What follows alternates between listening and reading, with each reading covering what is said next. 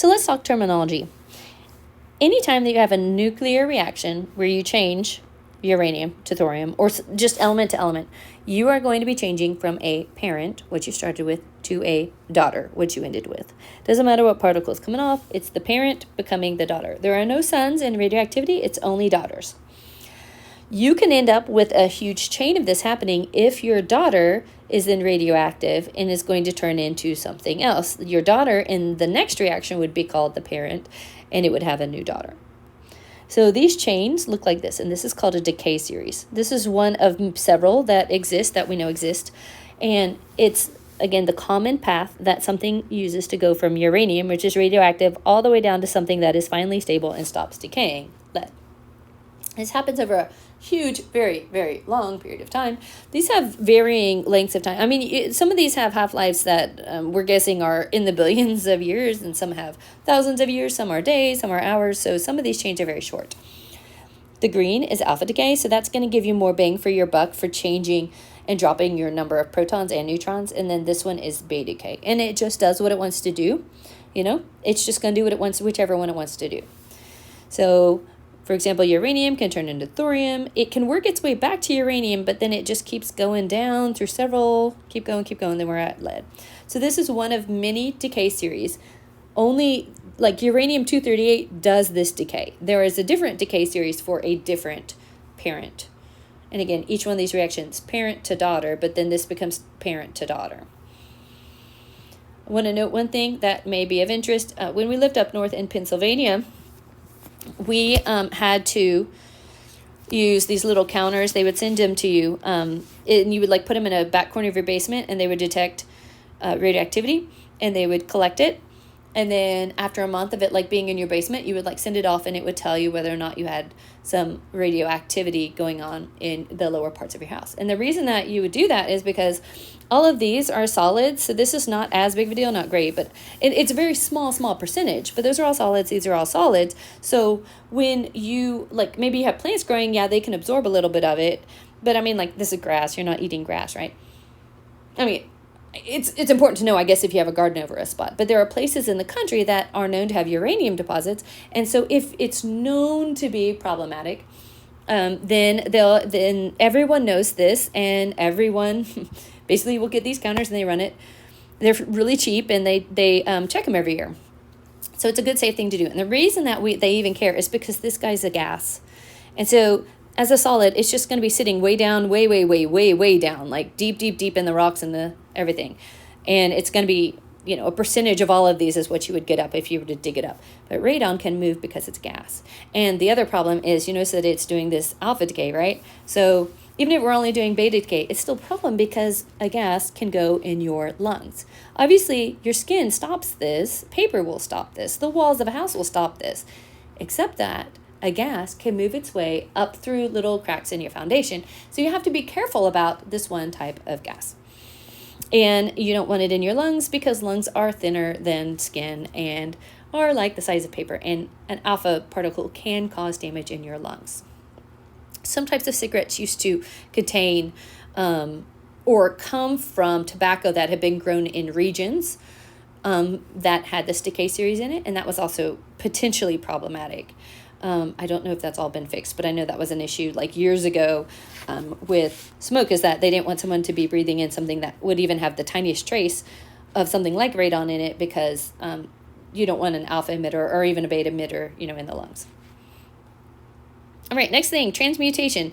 This is basically just the idea of changing one element into another. It's called transmutation. It's crazy. It's like magic, but it's real. This can happen naturally, where, in this chain up here, this was natural, or with bombardment.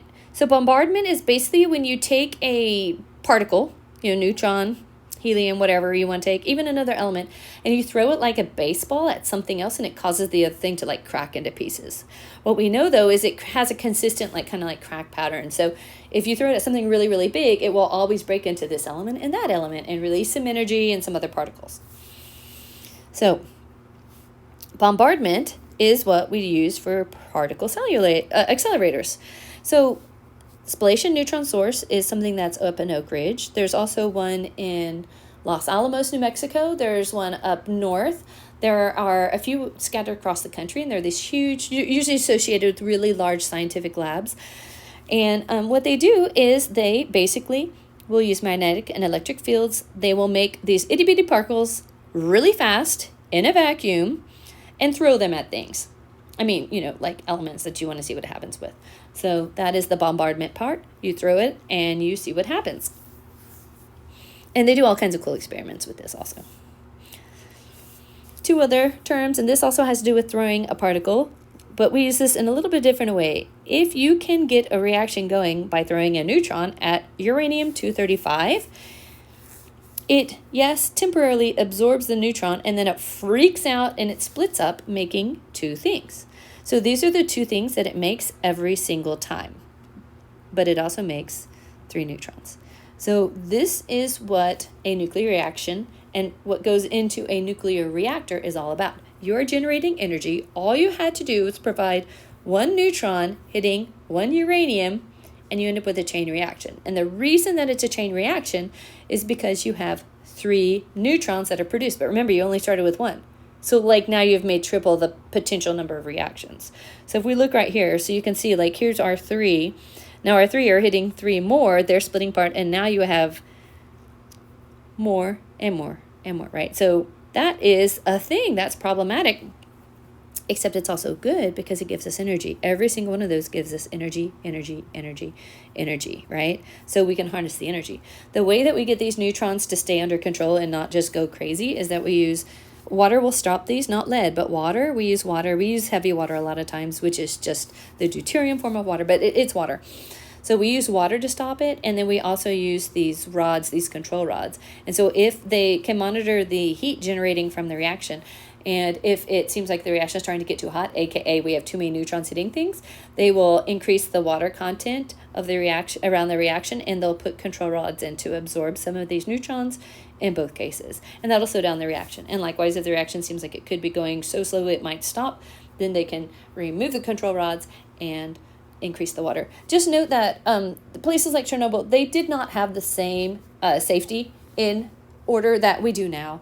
And there are a lot more precautions and a lot more steps to follow in modern nuclear reactors than there were way back then in Russia with Chernobyl that, exploded and sent radioactivity everywhere. We've got a lot of things in place to keep that from happening. And then finally, just let you know, there's a term called fusion. Fusion is like the opposite. It's where you take 2 small things and the conditions, there's so much energy that they actually meld into one big thing and stay stuck together. Fuse. Versus fission, I always think of this fission, you can cut between the S's. So fission, it's splitting. Fusion, it's merging together to fuse. This only happens like at the sun, except that more recently in 2022, we have scientists claiming that they have been able to make fusion happen on Earth. It's also a potential way to make energy, and people are kind of excited about it.